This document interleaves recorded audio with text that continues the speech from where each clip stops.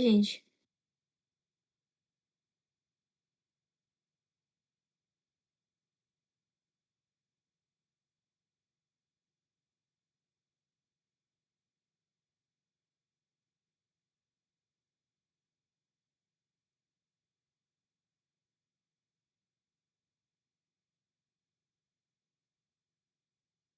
Vocês gostariam que eu compartilhasse tela, gente? Abrindo a questão aqui. Aí eu compartilho tela do tipo assim, eu abro a questão em tela cheia. Tá bom. Olha, eu dou contra mandando um monte. Ok, então.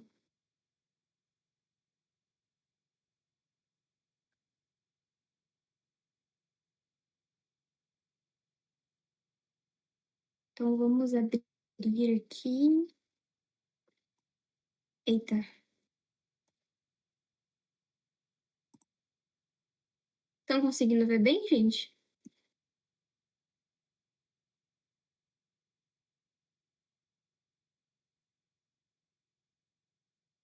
Tranquilo, então. Eu vou ler aqui também, porque tô fazendo aqui, né, com vocês.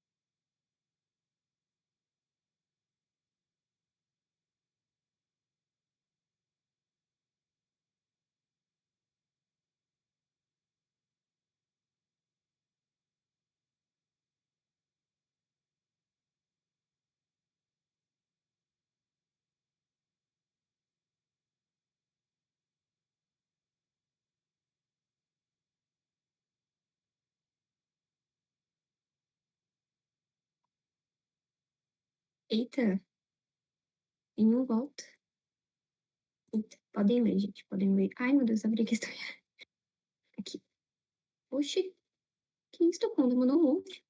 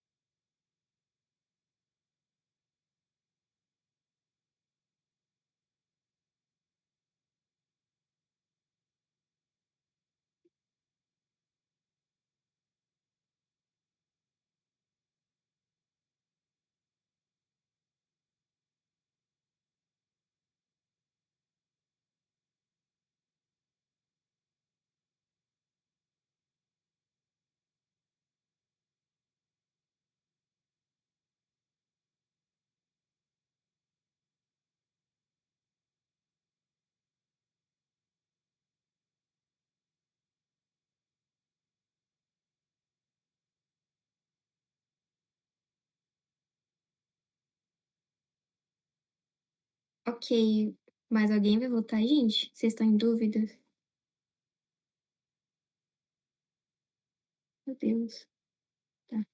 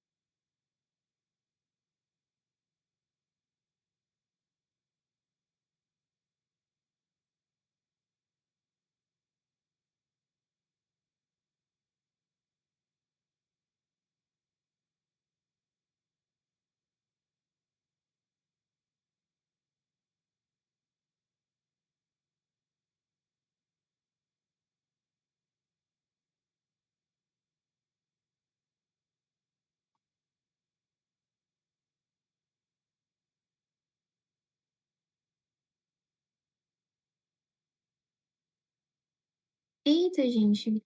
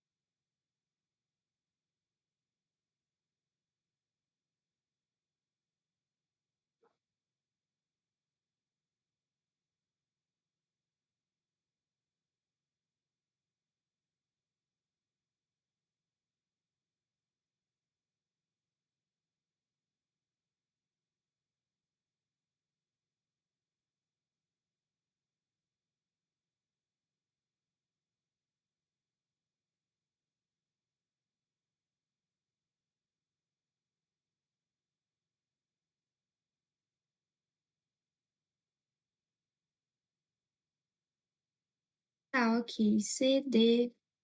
Nossa, ficou bem dividido, gente.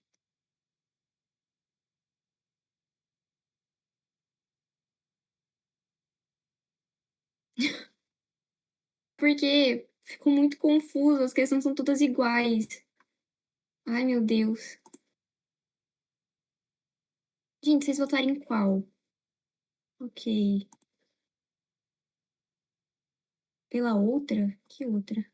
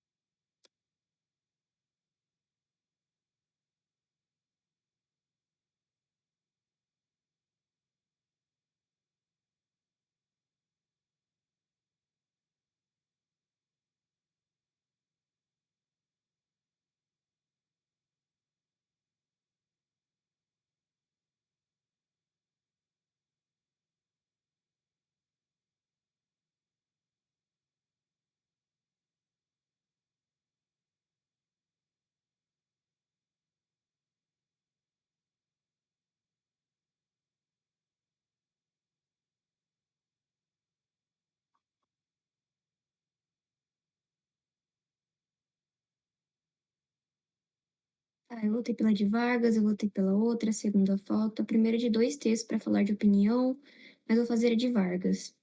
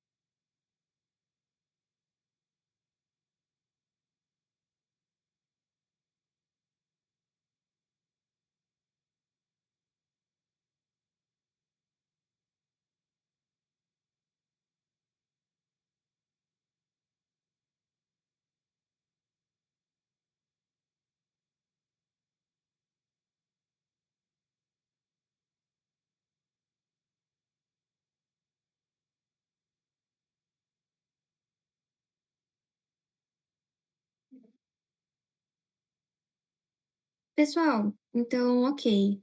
Bora corrigir, então? O primeiro de Vargas aqui? Eu dei mais um tempo porque eu vi que vocês ficaram um pouco confusos sobre a questão que eu coloquei. Eu peço perdão, porque eu também me confundi. Eu olhei isso aqui, aí eu já achei que essa aqui era a primeira, aí eu. Enfim. Eu acho que eu vou abrir essa questão para conseguir. Um segundo. Só para conseguir grifar ela para vocês. Porque aí vai ficar mais fácil para mim ler, explicar, tudo mais.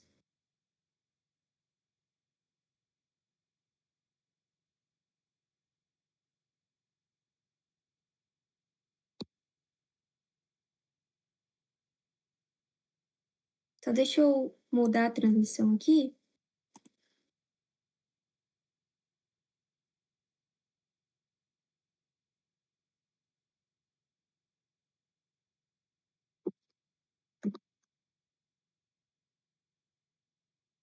A gente peço perdão por estar um pouco lenta, porque Pedro me colocou aqui do nada, sem preparação nenhuma. Mas enfim, né? Vamos ler aqui com vocês.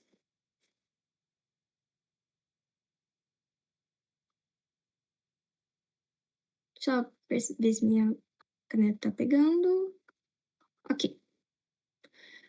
As diferentes interpretações do papel de uma personalidade histórica podem ser explicadas conforme uma das opções abaixo. Assinale. Eu sei que muitos aqui estão acostumados já com os professores lendo primeiro as perguntas, né? Mas eu também leio primeiro as alternativas para olhar para o texto com um olhar um pouco mais assassino, tudo bem? Então vamos lá. Diferentes interpretações do papel de uma personalidade histórica. Quem será, né, a personalidade histórica? Vargas. Podem ser explicadas conforme uma das opções abaixo. Então, a gente sabe que tem duas interpretações aqui. Muito provavelmente essa aqui é a segunda e essa aqui é a primeira. Depois a gente vai ler elas. Mas vamos ler as perguntas. Um dos grupos está totalmente errado, uma vez que a permanência no poder depende de ideais, de ideias coerentes e de uma política contínua. Ideias coerentes de uma política contínua. A gente vai ver. O grupo que acusa Vargas de ser um ditador está totalmente errado. Ele nunca teve uma orientação ideológica favorável aos regimes politicamente fechados e só tomou medidas duras forçado pela circunstâncias. Meio estranho, né, gente? Mas, enfim. Letra C. Os dois grupos estão certos. Cada um mostra Vargas da forma que serve melhor a seus interesses, pois ele foi um governante apático e fraco, um verdadeiro marionete nas mãos das elites da época. Gente, vocês já estão percebendo que tem umas respostas aqui um pouco generalizadas, assim, umas respostas assim que são um pouco, meu Deus, ok, né? Um líder apático e fraco, um verdadeiro marionete, outra que ele era favorável, ele nunca teve uma orientação ideológica favorável, regimes fechados, enfim. Quem já tem um pouquinho de base sobre Vargas já descartaria a B e a C sem nem precisar ler o texto, né? D. O grupo que defende Vargas como um autêntico nacionalista está totalmente enganado. Poucas medidas nacionalistas foram tomadas para iludir os brasileiros, devido à política populista do varguismo, e ele fazia tudo para agradar os grupos estrangeiros. Olha, gente, já falando aqui, vocês não acham que falar que ele está totalmente enganado sobre ele ser um autêntico nacionalista também não é exagerar demais? Como o Pedro já falou muitas vezes, o Vargas ele teve uma política muito ambígua.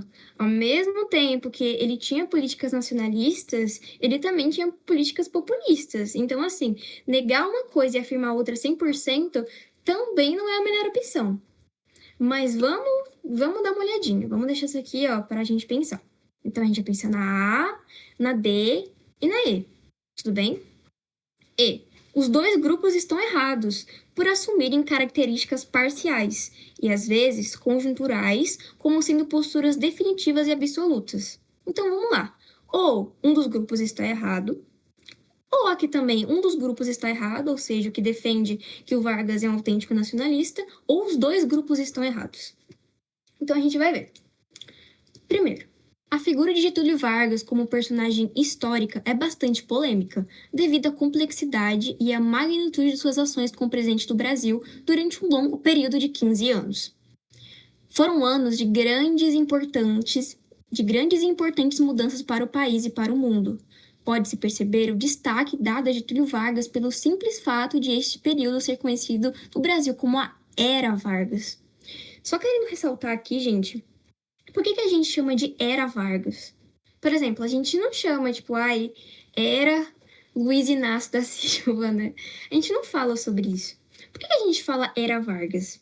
Era Vargas, a gente chama a Era de Vargas justamente pela duração e as mudanças, diversas mudanças que teve durante o poder. Então, assim, Vargas não foi só apenas um presidente. Vargas, ele trouxe medidas para o país que mudaram toda a história até hoje. Por isso, foi uma era. É uma lembrança histórica muito grande. Enfim, né? Outro. Entretanto, Vargas não é visto de forma favorável por todos. Se muitos o consideram como um fervoroso nacionalista, um progressista ativo e o pai dos pobres, existem outros tantos que o definem como um ditador oportunista, o intervencionista e amigo das elites. Ok? Provavelmente você percebeu que as duas opiniões sobre Vargas são opostas, defendendo valores praticamente antagônicos. Por quê? Porque um, pai dos pobres, o outro, amigo das elites. As diferentes interpretações do papel de uma personalidade histórica podem ser explicadas conforme uma das opções abaixo. Assinale. Enfim, Vargas, ele não atendia só o interesse de certo grupo.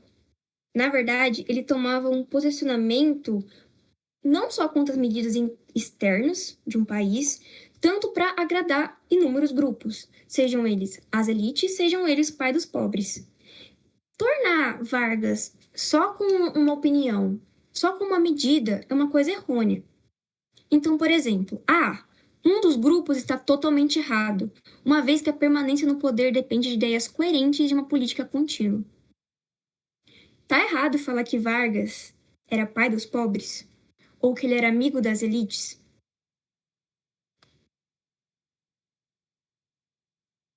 Porque ele foi exatamente as duas coisas. Então, assim, ele tinha, assim, características parciais. Ele era ambíguo, gente. Vargas, ele era, assim, o pai dos pobres e amigo das elites. Isso é quase uma coisa assim, isso é exatamente a definição do governo de Vargas. Ou seja, ele era um político, assim, que o povo inteiro se identificava com ele. Por quê? Porque ele fazia o povo se identificar com ele. Ele escolhia dois lados ao mesmo tempo. Ele não tinha um contradimento contra certa sociedade e outra sociedade. Claro, ele tinha um ideal mais puxado para lá do que para cá. Porém, ele ainda conseguia fazer as pessoas se identificarem com ele. Ou seja, a sociedade inteira conseguia ser coagida pelos ideais de Vargas. Ele conseguiu conquistar boa parte da sociedade, justamente por essa característica dele. Então, falar que, tipo assim, um dos grupos está totalmente errado, não necessariamente, gente. Não necessariamente. Na realidade, está certo sim, né? Agora, falar que, na D, poucas medidas nacionalistas foram tomadas para iludir os brasileiros. Na verdade, é o contrário disso, né, gente? Ele tomou, sim, medidas nacionalistas e ele também teve política populista, gente. Então, é a mesma coisa que fala no texto. Ele é pai dos pobres e mãe dos ricos. Então, assim, falar que ele não tomou medidas nacionalistas devido à política populista contradiz exatamente o que está no texto. E ele fazia tudo para agradar aos grupos estrangeiros? Não, pessoal. Vargas definitivamente não fazia isso para agradar os grupos estrangeiros.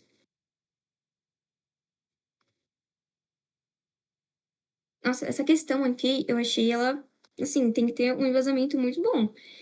Eu não falo que eu sou a melhor da história, não sou igual o Manu, igual o Pedro, mas assim, a minha visão, eu assim, a única aqui que eu vejo que faz sentido é aí.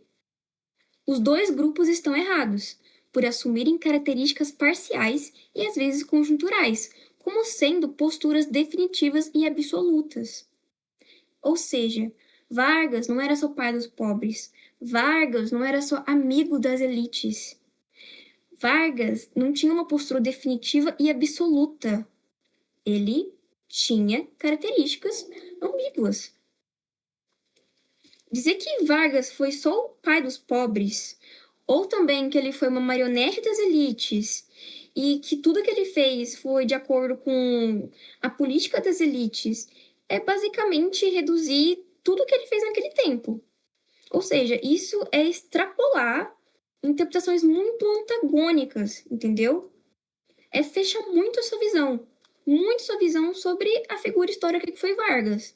Na realidade, só falar isso para interpretar o que foi Vargas não tá certo. Não tá certo. Ele foi muito mais do que isso. Exatamente o que eu comecei falando. Por que, que Vargas é uma era? Devido não só à duração que o governo Vargas teve, mas também às diversas mudanças que Vargas instaurou no Brasil. Não dá para resumir ele como só essas falas. Por isso, os dois grupos estão errados. Não são posturas absolutas, não são posturas definitivas. Vargas usou isso como uma estratégia de governo. Mas a sua política tem uma amplitude muito maior do que isso. Vocês conseguem ver isso no texto? Vocês conseguem ver isso no governo dele? Espero que tenha ficado claro. Assim, não me sinta melhor aqui explicando, mas assim, foi o que eu consegui tirar dessa questão. O do contra o gabarito é aí mesmo.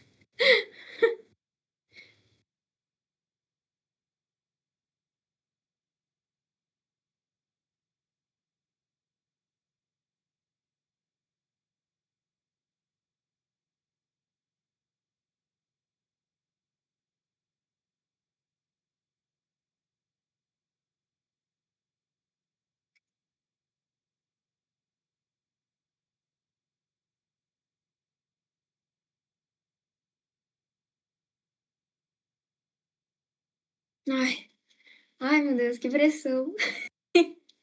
Fazer lista sem ter um gabarito, gente, que eu. Ai, meu Deus.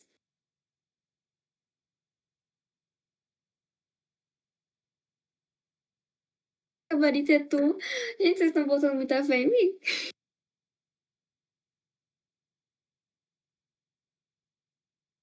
Enfim, né? Ai, meu Deus. Próximo. Ah, deixa eu copiá-lo aqui. Ai, Jesus amado, o que que eu fiz?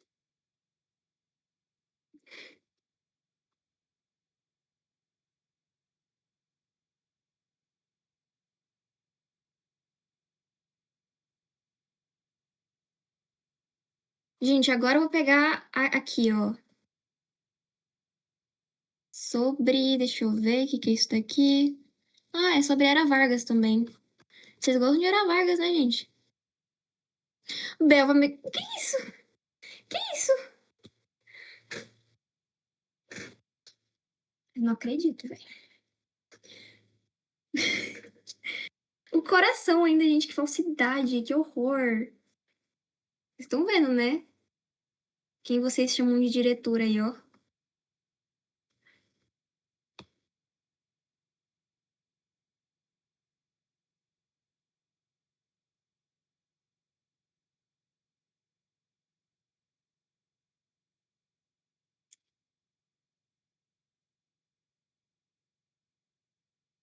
Ele colocou todos os ADM do Foca pra dar aula, velho.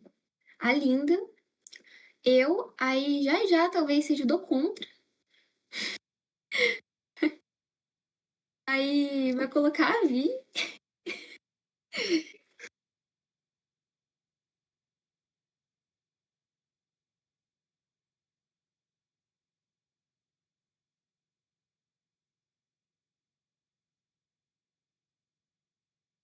Nossa, é verdade, é só mais uma aula. Verdade. Né? Né? Ele fica aqui igual uma velhinha. Ai, olha aqui, vou ver a aula, apoiar, apoiar.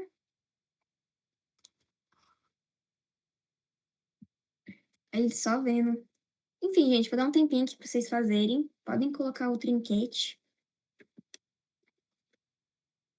Para que isso aqui seja mais fácil.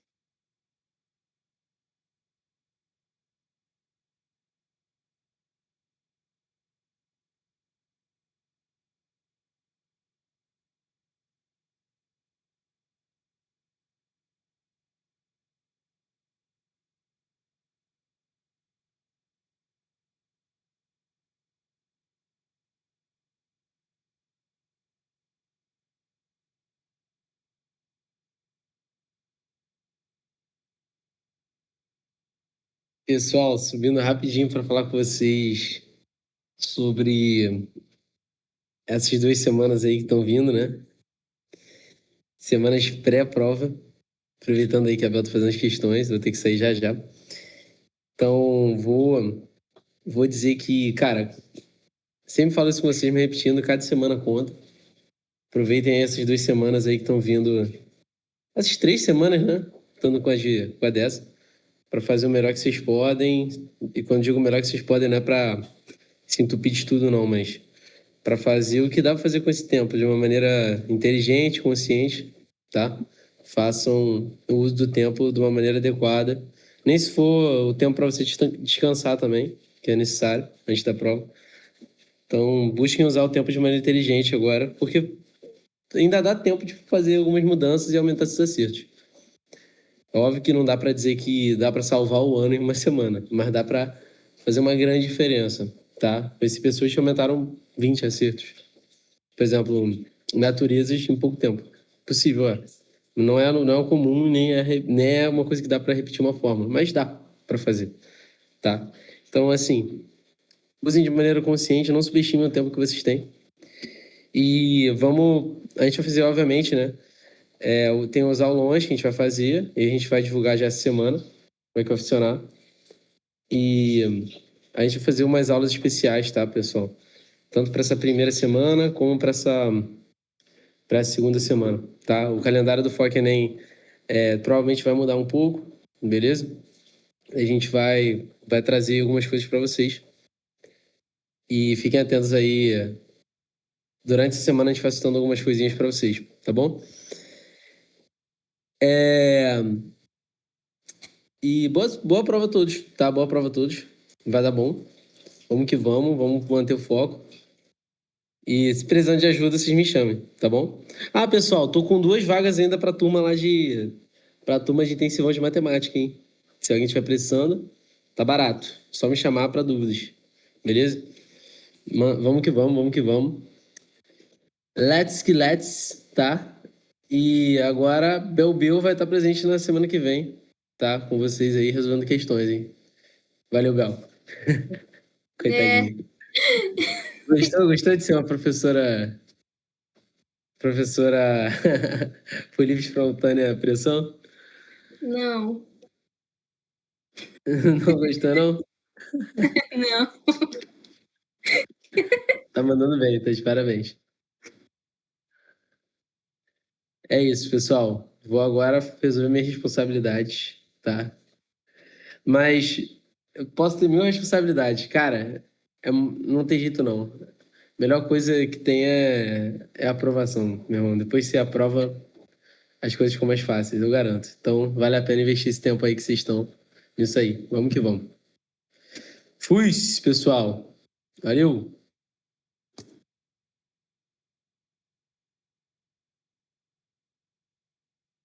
E aí, pessoal? Todo mundo terminou de marcar? Alguns não marcaram, hein? Eu tô vendo aí. Ó, 4 votos. Tem 3 pessoas que não marcaram. Bora, sem medo de errar, sem medo de errar. Estamos aqui para errar mesmo. Até eu posso errar na correção, gente, que eu sou uma mera mortal aqui também. Então, assim, né?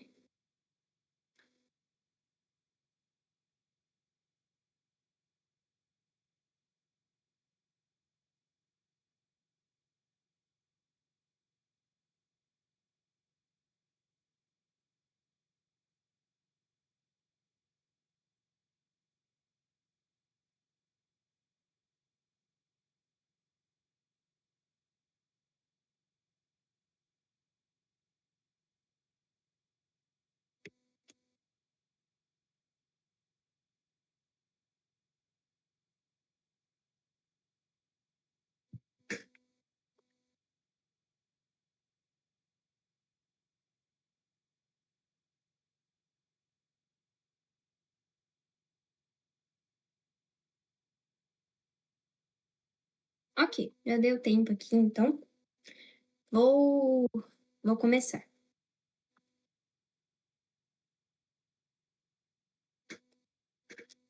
Lendo primeiro aqui a pergunta, né?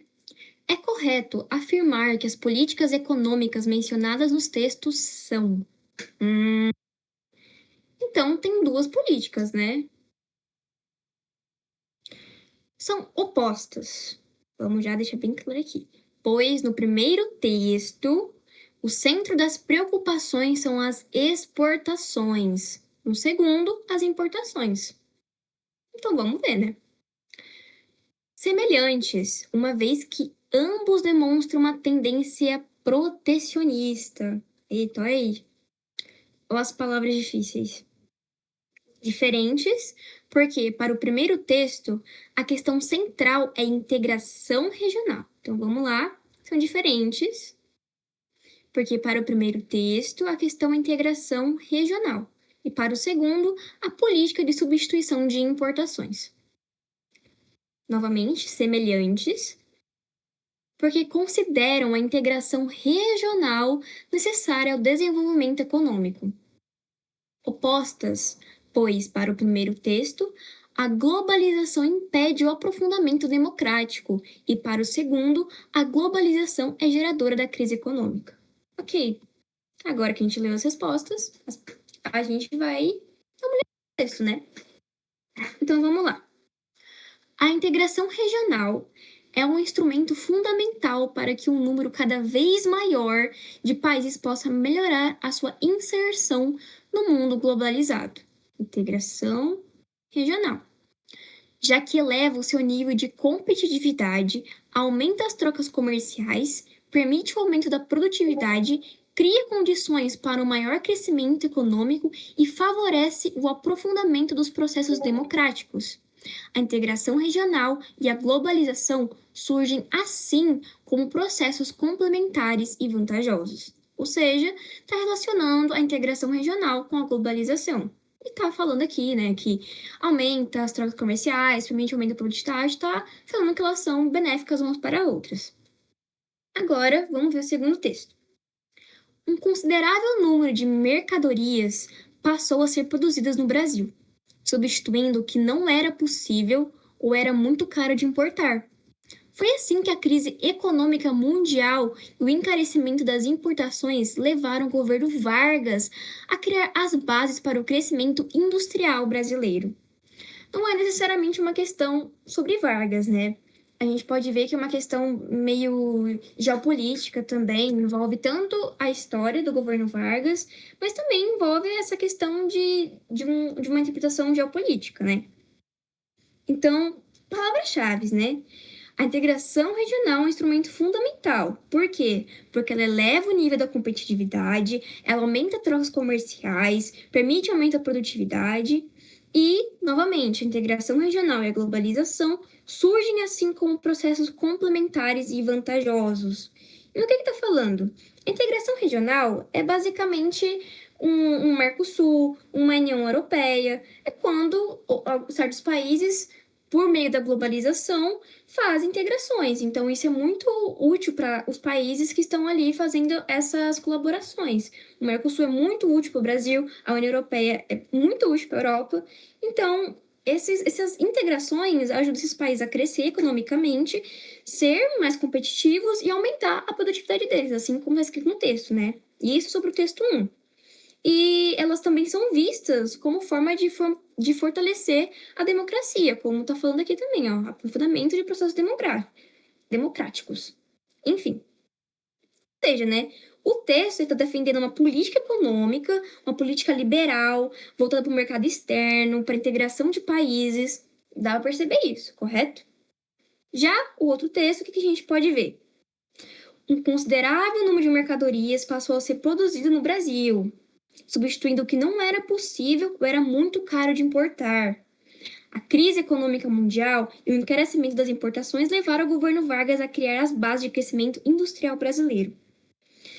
Bem, todo mundo já sabe que esse texto é do Pedro Getúlio Vargas, gente. Principalmente, assim, entre os períodos de 1930, 1940, quando começou a industrialização aqui no Brasil, né? E isso foi logo depois da crise de 1929, se não me engano, que teve muita dificuldade em importar produtos do exterior. Então, o Brasil começou a produzir internamente aquilo que antes ele importava. E essa política, ela é chamada de, ai meu Deus, acho que substituição de importações. Gente, é alguma coisa assim. E o objetivo, ele tá até claro no texto, gente. É proteger a economia nacional, gente. É pra a gente não ser tão dependente da política externa. É a gente conseguir fortalecer a indústria brasileira. É trazer os produtos que a gente tinha que gastar antes para ter, pagar caro, mas agora a gente produz aqui no Brasil. Então a gente não vai pagar mais caro por produtos de fora. A gente vai ter uma soberania nacional. Então, diferente do outro texto que defende um mercado externo, uma política econômica liberal, esse segundo texto, se vocês perceberem, ele já está falando sobre uma política econômica de fechamento, protecionista, gente. Ela é muito mais voltada para o mercado interno, entendeu? Agora, vamos para as questões, né? Opostas, pois no primeiro texto, o centro das preocupações são as exportações e o segundo, as importações. Gente, o primeiro texto, ele não está falando de exportação, ele está falando de integração regional. Importações são coisas que acontecem por conta da integração regional, mas foquem, ele não está falando sobre exportações, ele está falando sobre essas integrações, como o Mercosul, a União Europeia, e como a globalização impulsiona ainda mais isso daí. Então, já começa aí que tá errado, né? Então, errado. Ok, bem. Semelhantes. Eu já comecei falando que elas eram opostas, né? Mas vamos ler. Uma vez que ambos demonstram uma tendência protecionista. Gente, integração regional é uma tendência protecionista? Ideias liberais, sabe? Não tem nada a ver, entendeu? Então não é uma tendência protecionista. A segunda que é, essa aqui é. Mas a primeira, capaz, gente, uma ideia completamente liberal. Então, fora. Ok. Letra C. Diferentes, porque para o primeiro, a questão central é a integração regional. E para o segundo, a política de substituições de importação. Exatamente isso. O primeiro texto fala sobre integração, não está criticando nada, só está explicando, entendeu? Sobre integração. E o segundo é a política de substituição de importação. Exatamente isso. Porque está falando que agora o Brasil passou a ser produzido, mercadorias passou a ser produzido no Brasil, substituindo o que não era possível ou era muito caro de importar. Está substituindo importações. Ou seja, a resposta certa, letra C. Agora, vamos para D. Semelhantes, porque consideram a integração regional necessária ao desenvolvimento econômico. Não, gente. Vargas começou a fazer uma política completamente fechada, né? Ligada à economia nacional, aos produtos nacionais. Então, ele não se viu necessário para o desenvolvimento econômico, tanto que ele nem utilizou dela. Então, fora. Opostos, pois para o primeiro, a globalização impede o aprofundamento democrático. Não tá falando isso, né, gente? Muito pelo contrário, né? Tá falando que junto da globalização favorece o aprofundamento dos processos democráticos. E para o segundo, a globalização é geradora de crise econômica. Gente, nunca foi falado isso em nenhum dos dois textos, né? Aí já é extrapolar demais. Não tá em nenhum dos dois textos. É muito simples. Ou seja, a questão só pede que você interprete ali. Claro, tem que saber, tem um nível de interpretação boa, assim, de ver que tá falando sobre integração regional. O que que é integração regional? Tem que lembrar, Mercosul, União Europeia, uma integração de região, entendeu? Vários países, importações, entendeu? Já que o segundo já fala exatamente o oposto, sobre substituir a importação por produtos nacionais. É isso. Todo mundo conseguiu entender? Quem ficou em dúvida?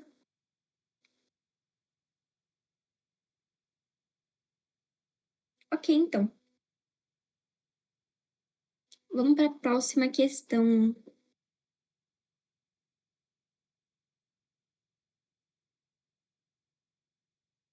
Deixa eu ver qual que é essa aqui. Machado de Assis. Olha que legal.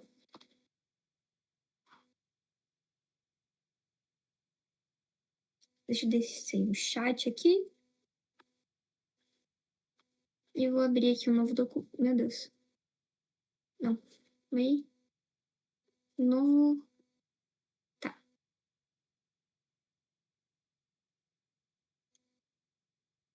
Tempinho na tela. Não tem tempo na tela, mas dá um tempinho para vocês.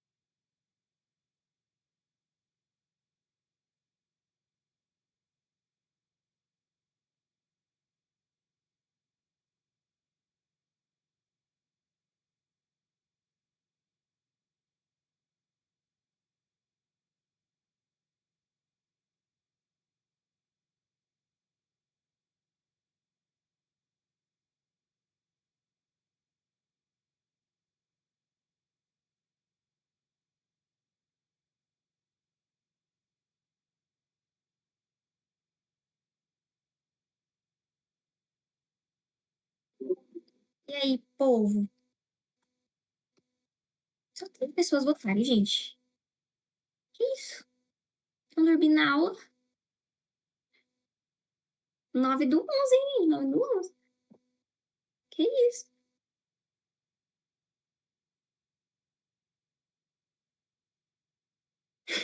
Desculpa.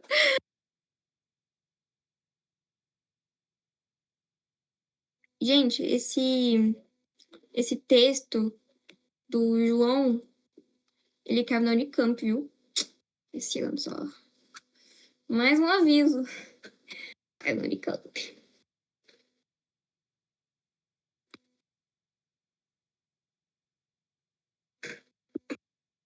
Nem lembro se eu acertei essa questão. Não essa, mas tipo, era uma questão do velho João, né? Então, acho que o povo tá morrido. Então, vamos começar, né? Bora lá.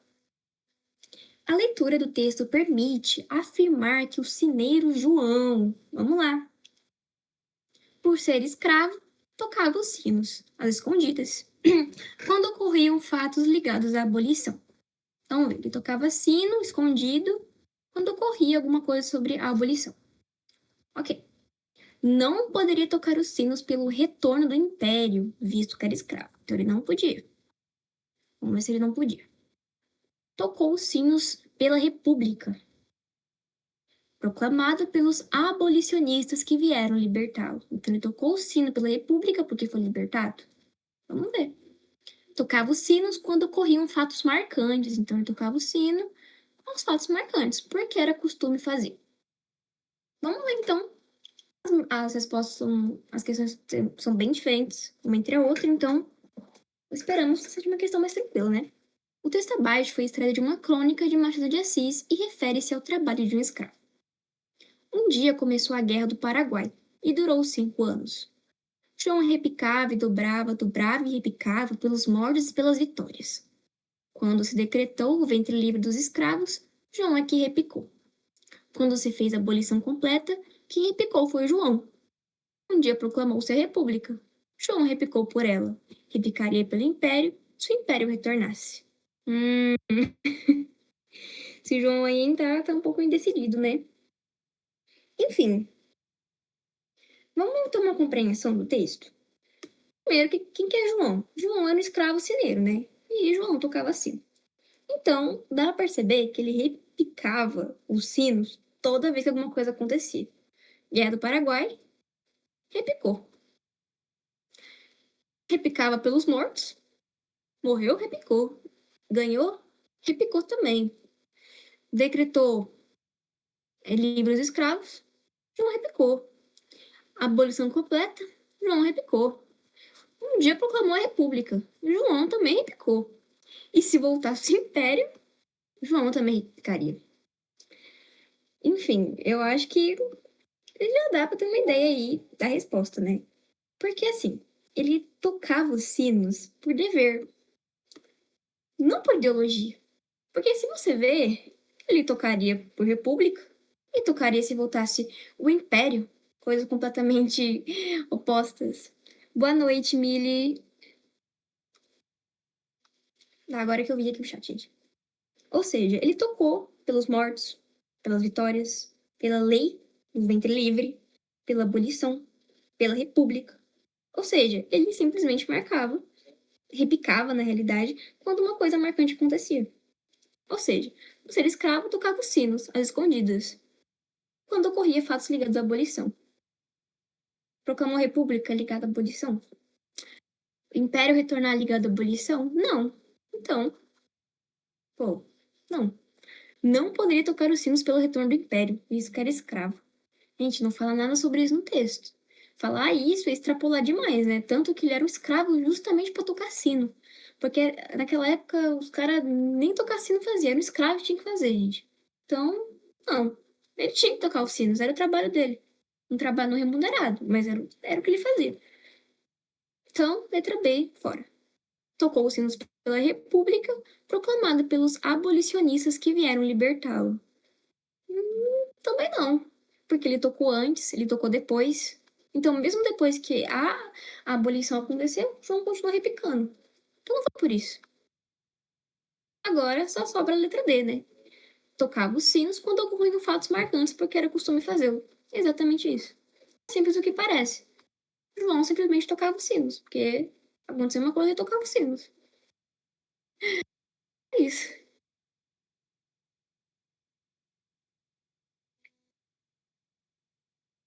Vi que todo mundo acertou. Hashtag exatamente, pô. Tá boa demais, linda. Vocês estão muito bom, cara. Tá muito bom.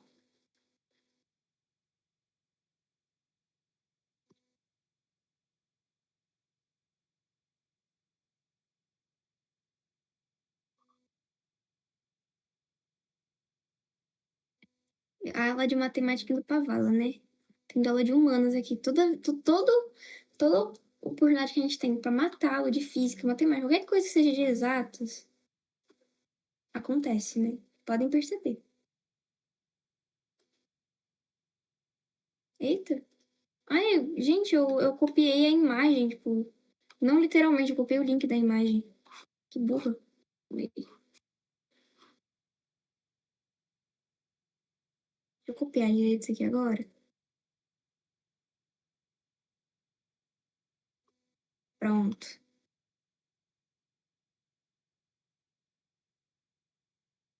Todo mundo conseguindo ver, gente?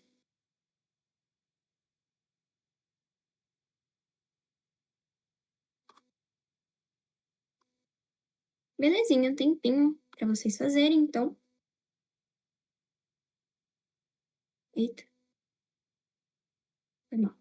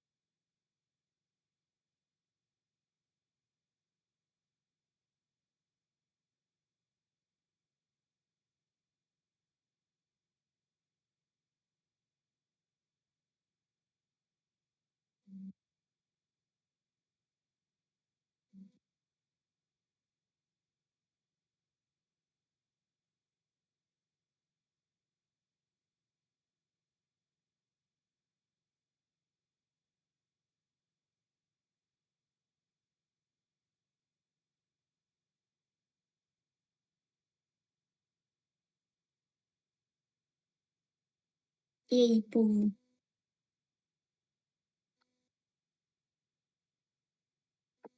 Responderam? Ok. Ana, cadê você? Rafa. Vejo uma pessoa nova. Quem é Lucas? Olá, Lucas. Bem-vindo.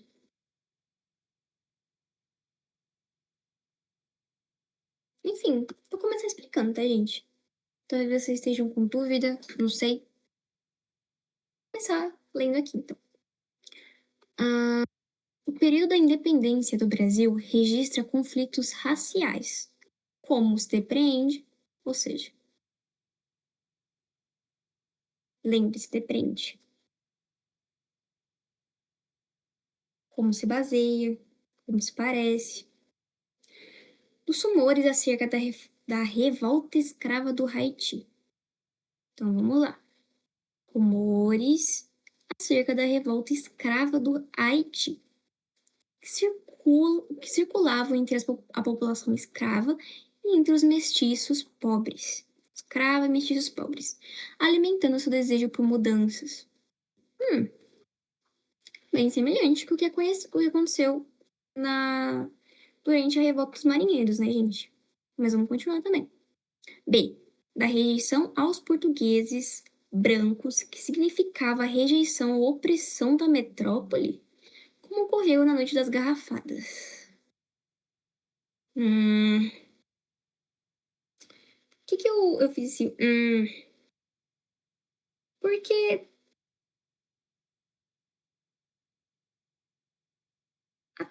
quando se fala de português especificamente, em marinheiro geral, a elite branca. Não, eu explico depois isso, porque senão vai acabar confundindo. Enfim, vamos deixar aqui, tipo, meu Deus, não faço a menor ideia do que é isso. Enfim, vamos continuar com assim.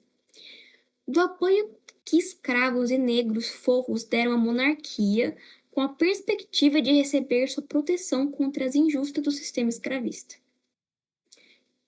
Gente, vocês lembram da manifestação que ocorreu na Revolta dos Marinheiros? Porque, querendo ou não, precisa ter uma base em relação a isso. Por exemplo, essa manifestação que teve, ela foi feita por camadas muito mais pobres.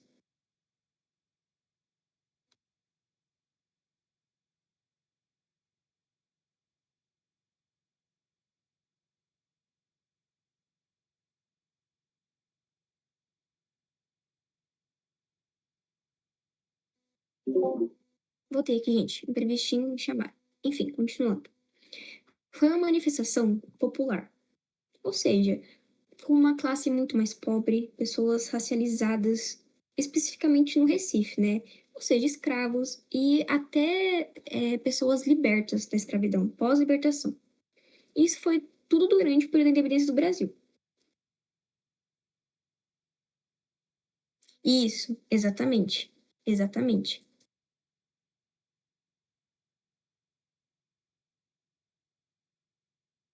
Então, por exemplo, ó, marinheiros e caiados, todos devem se acabar, porque só pardos e pretos o país hão de habitar. Basicamente, querendo uma aniquilação dos brancos europeus. É basicamente isso, porque só pardos e pretos o país hão de habitar. Consegue entender o peso disso daqui? E aí, ele acaba mencionando também a revolta do Haiti. Nossa, eu não sei nada sobre a revolta do Haiti, não sei exatamente nada. Já recomendo dar uma revisada, gente, porque isso pode cair, tá? A revolta do Haiti foi um dos principais fatores que fizeram a revolta dos marinheiros acontecer. Por quê? Ela foi a primeira revolta de escravos bem-sucedidos da história moderna. Ou seja, ela resultou na primeira república negra independente do mundo. É muito importante isso, tipo assim, é muito importante. E quando você vê os versos aqui do poema, né, você percebe que tem um desejo de eliminação dos brancos e vinculado aos marinheiros. Ou seja, para que o país fosse habitado apenas por pardos e pretos. Isso simplesmente demonstra pra gente uma consciência racial e social entre as camadas populares. Ou seja, Os haitianos, eles tinham um sonho de igualdade e uma liberdade racial, uma libertação da escravidão muito grande, muito grande. E é exatamente isso que a gente vê durante a Revolta dos Marinheiros, foi a principal coisa realmente que impulsionou isso. Então, essa questão realmente tem que ter uma visão um pouco histórica, tem que saber o que foi a Revolta dos Marinheiros. O texto dá a entender um pouco, mas tem que ter uma interpretação boa até do texto, né? Porque fala que só pardos e pretos do país onde habitar. Ou seja, quer acabar com os brancos, né, gente? Quer uma revolta muito grande.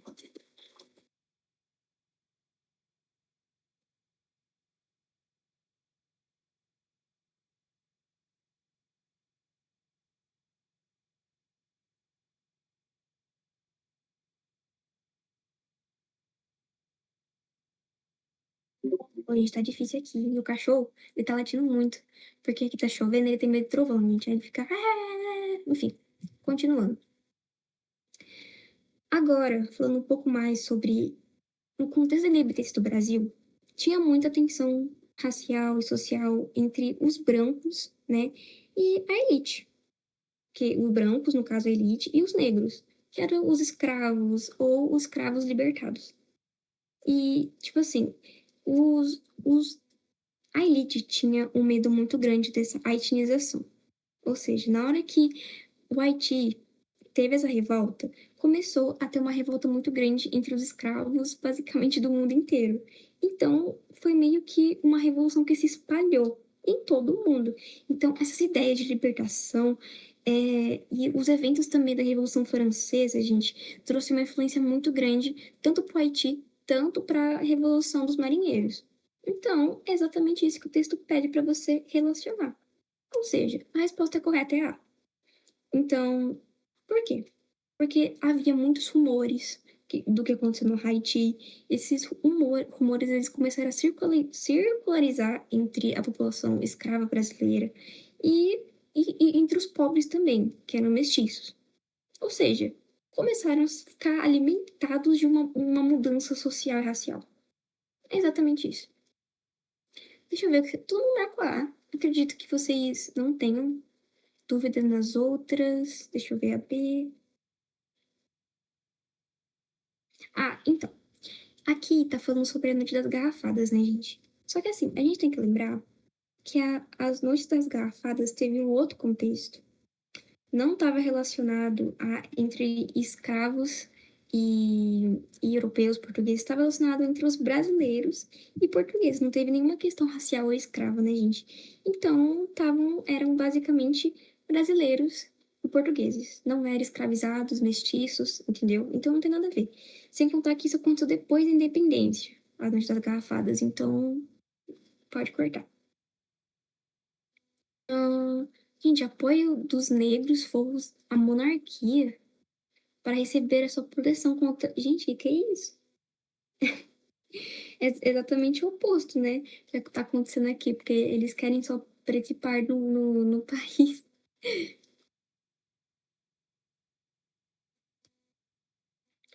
Já a D, o repúdio com os escravos trabalhadores dos portos demonstrado contra os marinheiros. Não, gente, na verdade, os escravos trabalhadores estavam junto dos marinheiros, eles estavam juntos. Os marinheiros não representavam a elite branca opressora. Os marinheiros, coitado, faziam parte dos pretos e pardos escravizados. Então, corta. E da expulsão de vários líderes negros dependentistas que defendiam a implantação. Não, gente, acabei de falar. Haiti foi o maior exemplo de independência negra. Então, corta. Corta, eles não defendiam nenhuma expulsão de vários líderes negros, gente. Nada a ver. Enfim, resposta é A. Tem que ter uma noçãozinha, né, como eu disse. Mas eu espero que vocês tenham entendido. Deixa eu cortar isso aqui tudo. Enfim, resposta A. Todo mundo entendeu?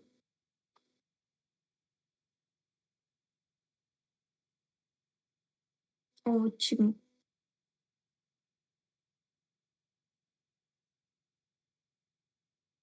Deixa eu dar uma subida aqui, que eu tô procurando a última questão.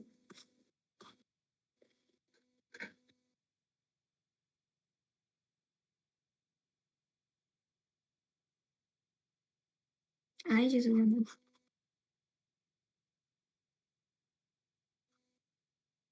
Aqui, achei. Achei. Tá. Primeira República. Ok.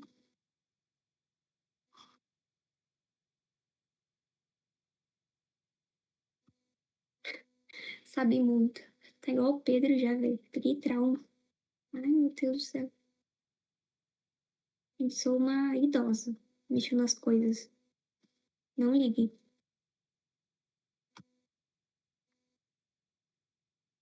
É isso. Tempinho pra vocês.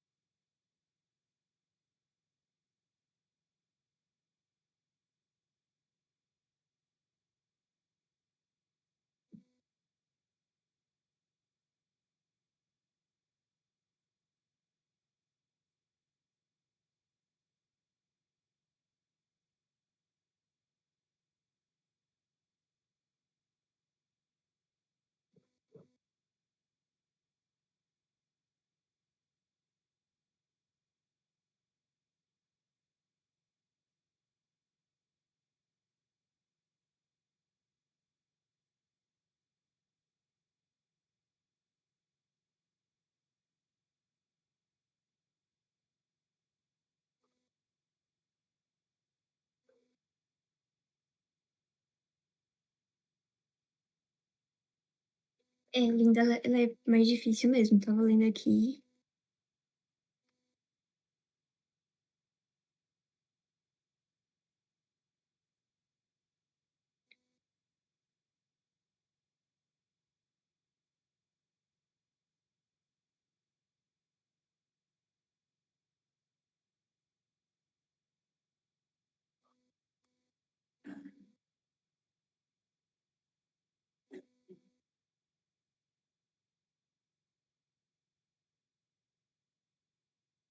Alguém mais quer arriscar e tacar um votinho? Pensei porque foi uma parte insatisfeita da elite que queria tirar a monarquia. Vamos ver quem votou. Ixi, não tô conseguindo ver. Raíssa, cadê você votando?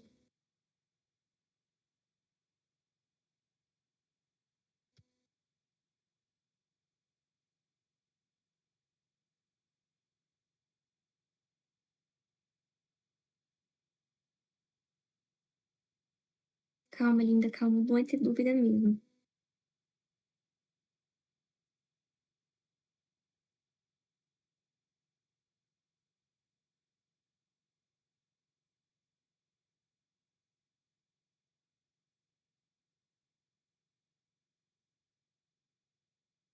Já vou explicar.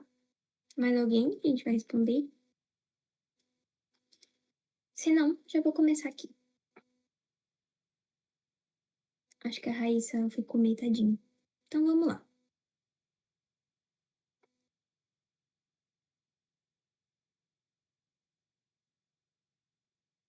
Nossa, gente, que enunciado grande, né? Enfim, pergunta. A primeira república brasileira, nos seus primórdios, precisava constituir uma figura heróica, capaz de congregar diferenças e sustentar simbolicamente um novo regime. Ok. Figura heróica, capaz de congregar as diferenças e sustentar simbolicamente um novo regime. Optando pela figura de Tiradentes, deixou de lado figuras como Frei Caneca ou Bento Gonçalves.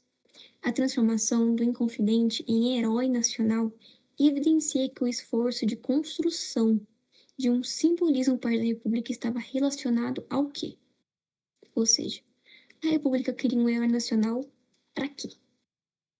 Vamos ver, né? Ao caráter nacionalista e republicano da Inconfidência, evidenciando nas ideias e na atuação de Tiradentes. Não vou comentar muita coisa, tá bom? Eu vou comentar depois que eu ler o texto. A identidade da Conjuração Mineira como um movimento precursor do positivismo brasileiro. Gente, eu acho que nessa questão, não acho, tenho certeza, na verdade. Essa questão é muito importante focar na pergunta dela. Por que que eles queriam um herói nacional? Por que eles esforçaram tanto em construir um herói nacional para o Brasil? Por quê? Enfim, vamos continuar. Ao fato de a proclamação da República ter sido um movimento de poucas raízes populares que precisava de legitimação. A semelhança física entre Tiradentes e Jesus, que proporcionaria a um povo católico como o brasileiro uma fácil identificação.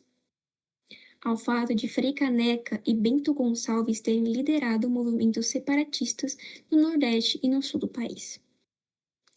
Realmente, uma questão bem complexa, tem que ter uma ideia sobre república, novo regime, Tiradentes, Conferência Mineira. Mas vamos lá, a gente vai conseguir. Primeiro texto. Para consolidar-se como governo, consolidar-se como governo, a república precisava eliminar as arestas, conciliar-se com o passado monarquista, incorporar distintas vertentes do republicanismo. Tiradentes não deveria ser visto como herói, republicano radical, mas sim como herói cívico-religioso, como mártir, integrador, portador da imagem do povo inteiro. Olha bem as palavras-chave.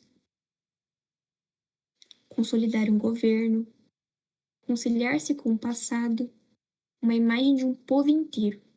Depois, o segundo texto. Ei-lo, o gigante da praça, o Cristo da multidão, é Tiradentes quem passa.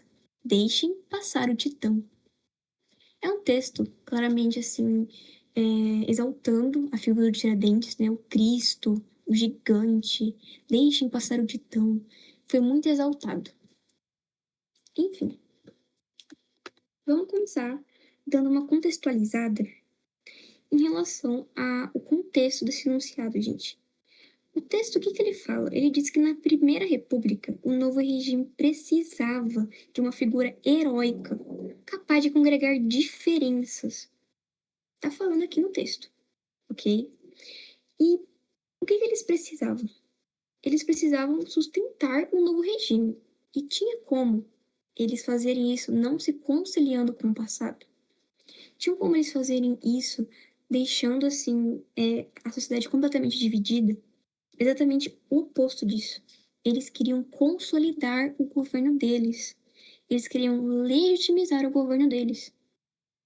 Eles não queriam separar mais ainda, entendeu? Eles queriam uma coisa que juntasse todo o povo brasileiro, ou seja, o povo inteiro. Ou seja, por isso que a nova república, ela optou para pegar uma pessoa, um herói, um cívico religioso, um martírio integrador, uma portador de imagem do povo inteiro, porque havia uma grande necessidade da República criar símbolos, criar uma legitimidade, uma forte base popular unificada. Por isso, conciliar-se com o passado monarquista, incorporar distintas vertentes aos republicanos, porque eles precisavam dessa legitimidade, precisavam de uma forte base popular. Tudo bem? Agora, a gente vai para ao caráter nacionalista e republicano da Inconfidência evidenciado nas ideias e na atuação de Tiradentes. Gente, primeiro, o texto, ele não fala nada sobre a Inconfidência ter sido um movimento nacionalista e republicano, né? Nem que essa ideologia foi o motivo da escolha, né? Na verdade, é pelo contrário. O que destaca é a construção simbólica posterior que o Tiradentes teria, não anterior. Ou seja, não é pelas ideias e na atuação de Tiradentes, é pelo que ele traria. Ele seria um herói transformador. Ou seja, tem fins de legitimação. Ou seja, não tem uma continuidade de ideia direta às republicanas. É uma legitimação. Agora, a B, que a Linda ficou com dúvida. Será que é? Será que não é? Vamos ver. A identificação da conjuração mineira como um movimento precursor do positivismo brasileiro.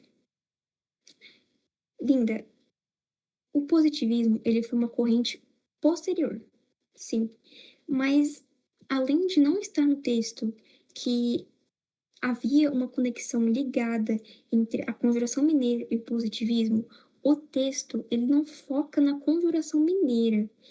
Novamente, ele foca em Tiradentes como um simbolismo, como uma legitimação política. Ou seja, não tinha consequências ideológicas. Eles não queriam trazer ideologia para as pessoas. Eles queriam unificar. Ou seja, eles não estavam ligados ao positivismo. Talvez realmente tivesse muito mais um caráter, talvez, nacionalista. Mas não é pelo fato que eu já falei, não tem relação com as ideias de Tiradentes, sim, o que ele proporcionaria, não em relação a ele, mas sim à República. E a B não é justamente porque não tinha ideais ideológicos, não tinha a ver com o positivismo. Sim, tem que focar muito na pergunta, na causa, assim, do que eles estão perguntando. Agora, assim, né? Ao fato de a proclamação da República ter sido um movimento de poucas raízes populares, que precisava de legitimação. Gente, exatamente isso. Isso ele corresponde completamente à ideia que está proposta no texto. A República, ela precisava de um símbolo popular. Ela precisava legitimizar a população e a ideias diferentes. Então, assim, ela precisava se aproximar da população popular. Ela precisava se aproximar dessa população, entendeu? E de que jeito? Escolhendo um herói, escolhendo um homem civil, pobre, religioso. Isso é simplesmente uma tentativa para compensar a falta de população, na verdade, não população, né? De enraizamento popular que tinha no novo regime. Ou seja, é exatamente isso. Eles precisavam disso, eles precisavam de legitimação. Porque não tinha gente popular na República, gente. Não teve, não teve. Eles precisavam se aproximar dos pobres. É exatamente isso. D. A semelhança física entre Tiradentes e Jesus, que proporcionaria um povo católico com o brasileiro uma fácil identificação. Gente, assim, tudo bem que realmente eles fizeram Tiradentes parecer com Jesus. Mas isso foi uma outra coisa. Tipo assim, se você pega na raiz, por quê? Por que Tiradentes eles escolheram um homem, talvez com uma aparência parecida com Jesus? Ou eles fizeram Tiradentes se parecer com Jesus? Tipo assim, não é tão banal assim, sabe? Não é porque ele parecia Jesus. Se a gente ainda recorrer à raiz disso, a gente chega novamente porque eles queriam construir um simbolismo, uma identificação. E a maior parte da população realmente era católica, era cristã. Mas não foi por isso que eles pegaram Tiradentes e colocaram como um símbolo, um herói nacional, né, um mártir. Não, foi justamente para legitimizar o Estado, ou seja, eles não tinham intenção nenhuma com isso. Eles só usaram Tiradentes mais e mais para controlar a população. É exatamente isso. Ou seja, é uma função simbólica, entendeu? Não é literalmente uma aparência literal de Tiradentes, entendeu? Agora, aí, que fala do Frei Caneca, né, e o Bento Gonçalves, que sobre eles terem liderado movimentos separatistas no Nordeste e no Sul do país. Então, gente, primeiro, não tem foco com a pergunta, né? Não responde o que o enunciado tá pedindo. Então, assim, você consegue perceber que a ele é uma das mais que fogem, assim, do enunciado, porque não é o que ele tá pedindo, sabe? E, tipo, ó, o texto, ele até fala, deixou de lado figuras como Frei Caneca ou Bento Gonçalves para escolher Tiradentes. Isso serve justamente porque eles não queriam um símbolo que separasse, porque eles foram liderados, eles são figuras que lideraram movimentos separatistas. Eles não querem um símbolo que separe mais ainda a população. Eles querem um símbolo que junte todo mundo, que traga conexão. Exatamente isso. Então, é por isso que não tem nada a ver. Conseguiram entender?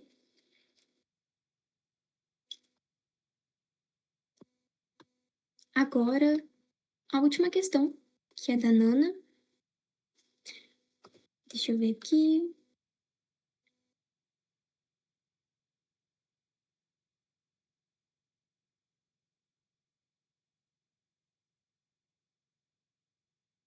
Eita, dá pra ver, gente? Porque eu passei bastante, né? Acho que dá sim, né?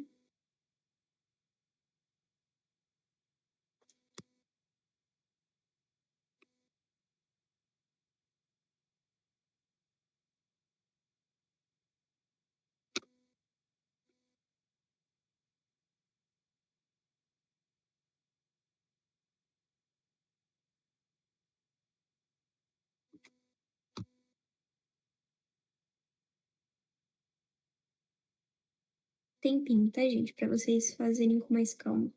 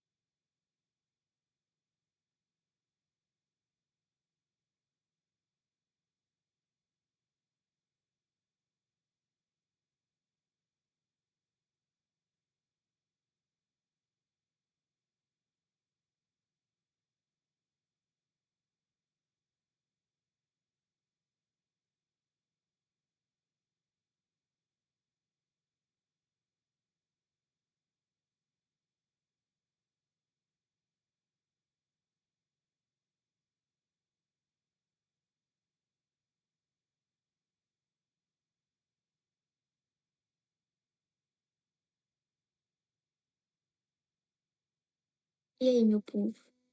Todo mundo respondeu? Acho que não todo mundo, né? Mas a maioria.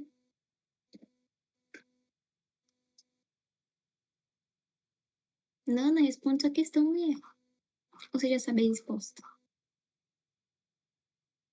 Porque eu não sei se vocês me mandam questões porque vocês estão com dúvida, ou se é porque vocês só acharam a questão legal mesmo, sabe? É porque eu normalmente mando questão que eu tô com dúvida, igual aquela que eu mandei lá do- dos Unos pro Pedro. Gente, eu errei aquela questão umas 3 vezes já. Toda vez que eu tô fazendo é. Questão desgraçada, velho. Tinha que ser o S.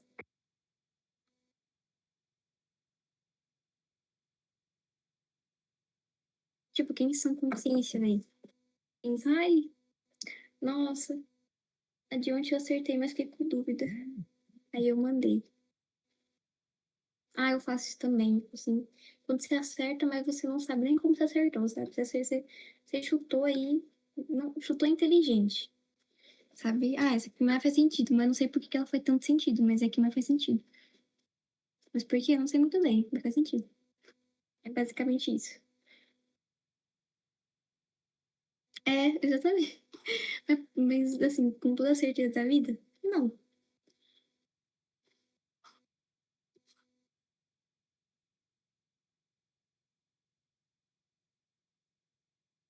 Nossa, velho, não tô acreditando ainda que o Pedro me botou aqui pra dar aula de história.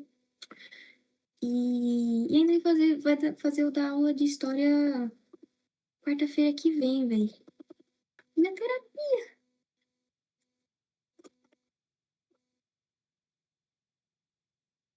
tem que chegar correndo. Ah, não, apesar que é 7h30, né? Verdade. Não, ah, não, a aula dele de história é na terça, né? Não, gente, tô maluca. É amanhã, não é? É quinta. Pera, vou ter que dar aula amanhã. Ah, tá, ok. Gente, eu tô TDAH. Vocês têm que lembrar que eu tenho TDAH. E mais alguns transtornos. É, mas você toma remédio. E daí?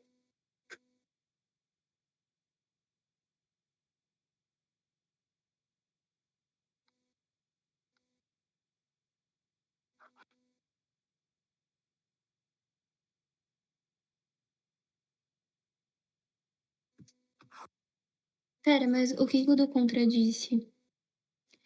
Ah, eu mandei porque eu fiquei com dúvida realmente sobre o que o do contradisse. Do contra, o que que você disse?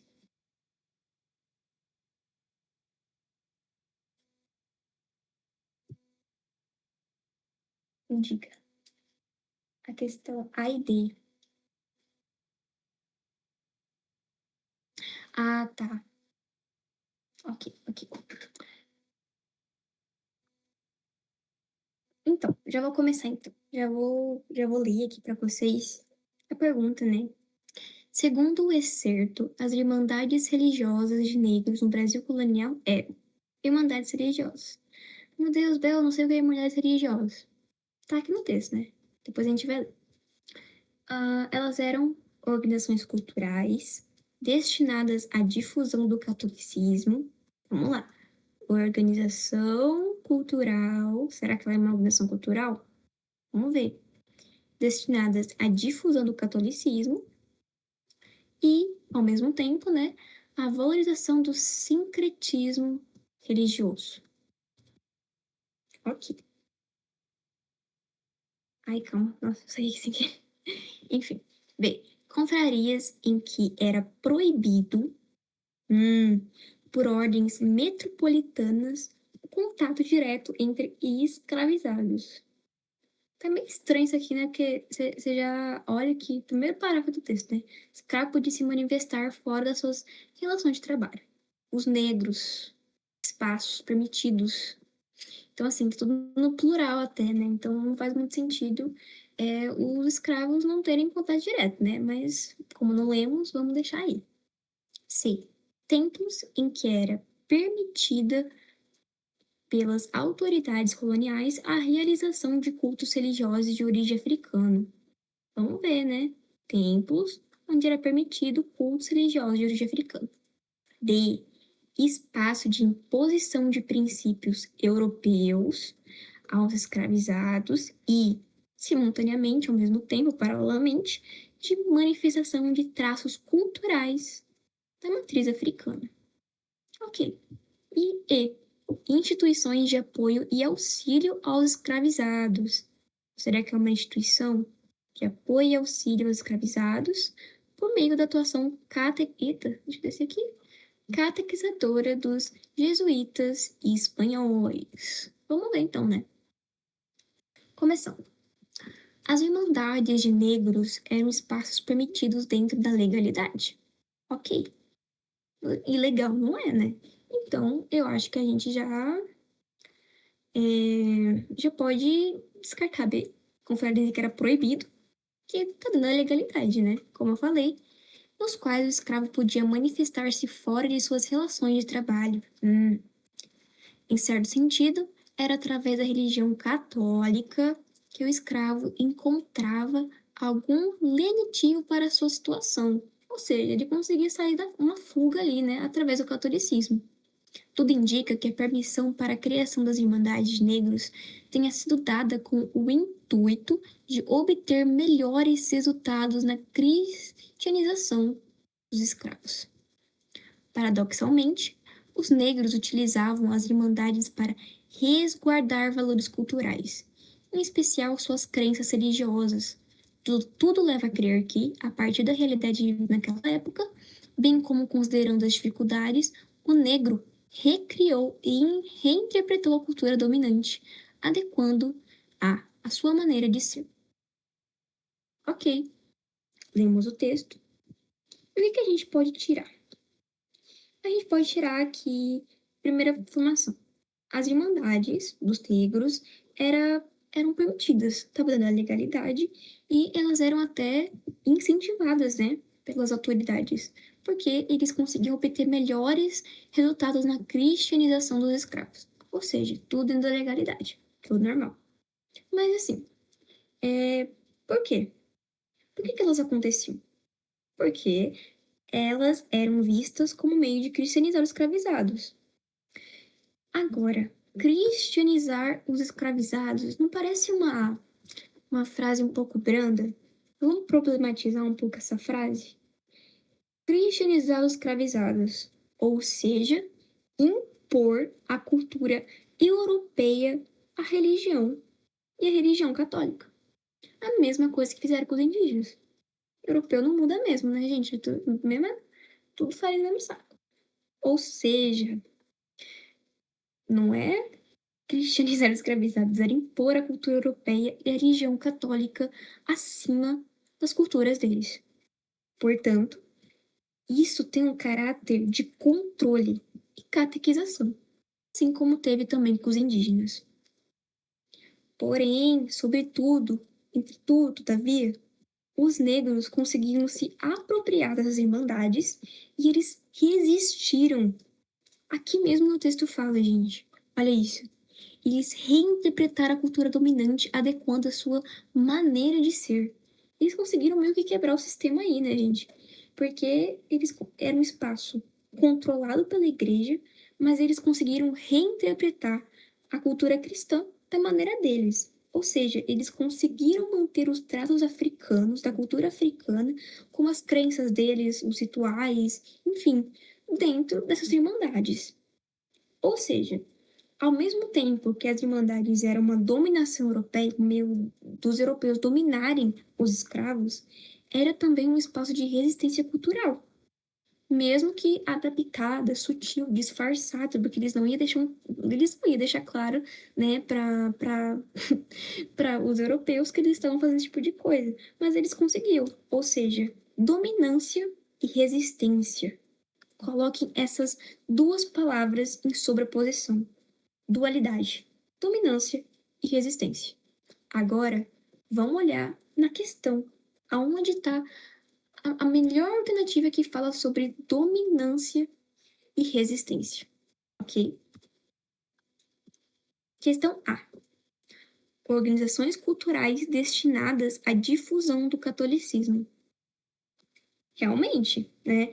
Eram espaços assim que, apesar que organizações culturais, tudo bem, tudo bem.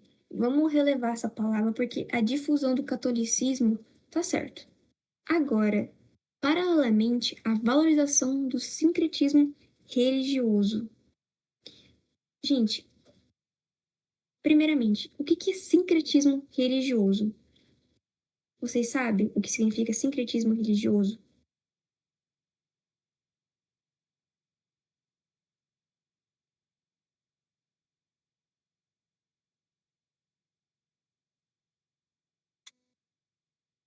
Porque assim, caso vocês não saibam, eu sou de Arthur, você quer?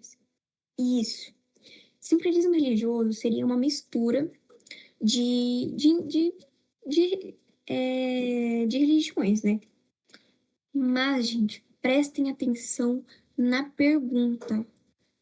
As irmandades religiosas eram, gente, as irmandades religiosas não foram feitas para valorizar o sincretismo religioso. Isso quem fez foram os negros, mas não as irmandades religiosas. Ah, é o maior distrator que tem. Por quê?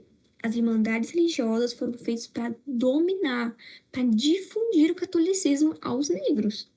Ou seja, paralelamente, ela não valorizava o sincretismo. Quem fazia isso eram os escravizados. Foi uma técnica deles. Mas isso não define irmandade religiosa, ok?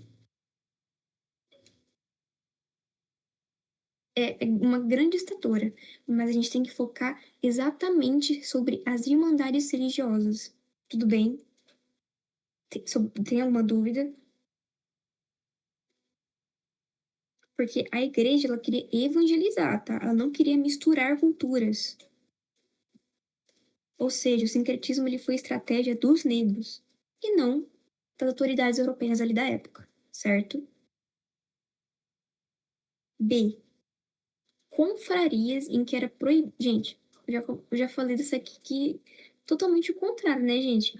A primeira palavra que você vê dentro da legalidade é o que eles queriam, entendeu? Então, ora.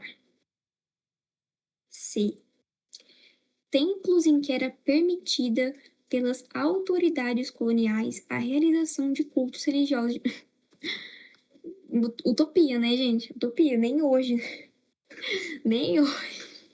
Imagina nessa época, né, gente? Então, assim, não, gente, era oficialmente proibido praticar os cultos africanos, né?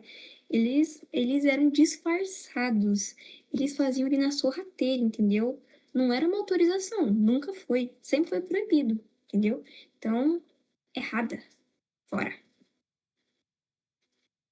Agora, D, que é a que vocês estão aí, né? Mas que a maioria marcou. Vamos ver o que se trata.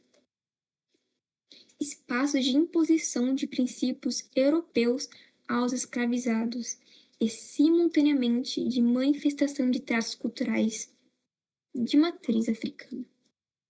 Gente, o que eu falei no começo: dominação e resistência. Dominação e resistência. Espaços de imposição de princípios europeus aos escravizados. Ou seja, simultaneamente, os africanos, eles conseguiam se manifestar. Isso não era certo, entendeu? Eles não valorizavam o secretismo religioso, eles não queriam isso. Eles faziam isso para se disfarçar. Meu Deus, o Peu tá aqui. Ou seja, essa manifestação de traços culturais da matriz africana é exatamente o que o texto propõe. É exatamente isso. Ou seja, imposição de princípios europeus, catequização, o controle religioso, simultaneamente, traços culturais de matriz africana, ou seja, resistência, ressignificação. Resume exatamente os dois movimentos que o texto está explicando para a gente: dominação e resistência cultural. Conseguiram entender? Agora, a última. Instituições de apoio e auxílio aos escravizados, criadas e mantidas por meio da atuação catequizadora dos jesuítas espanhóis. Ô, gente, olha, mantidas pelas autoridades para auxílio dos escravizados? Hum, eu acho que tá muito distorcida essa palavra. Na verdade, gente, o auxílio aos escravizados que essas irmandades traziam era feito por eles mesmos, sabe? Não era instituição de caridade, gente. Não tinha objetivo nenhum com caridade, nada. Eles mantinham a evangelização, o controle, entendeu?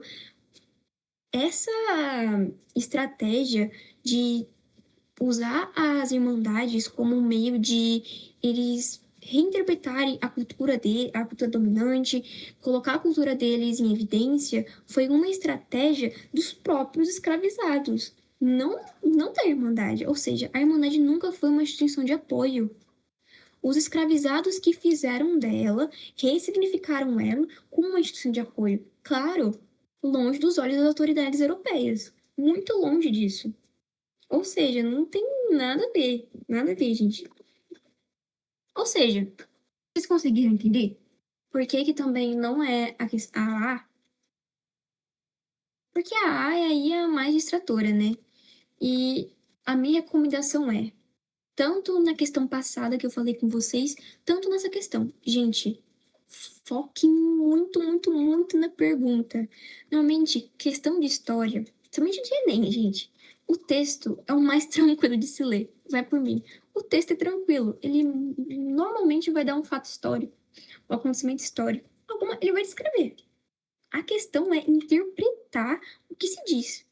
Interpretar o que tá pedindo para você localizar ali.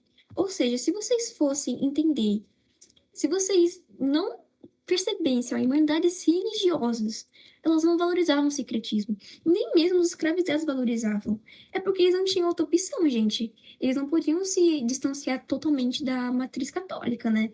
Porque senão ficaria muito evidente essa estratégia que eles fizeram. Não, eles conseguiram juntar os dois para ficar um paralelo tranquilo ali, que desse para viver tranquilamente. Então, o que mais escreve essa estratégia é a lei. Acabou. Acabou. É isso?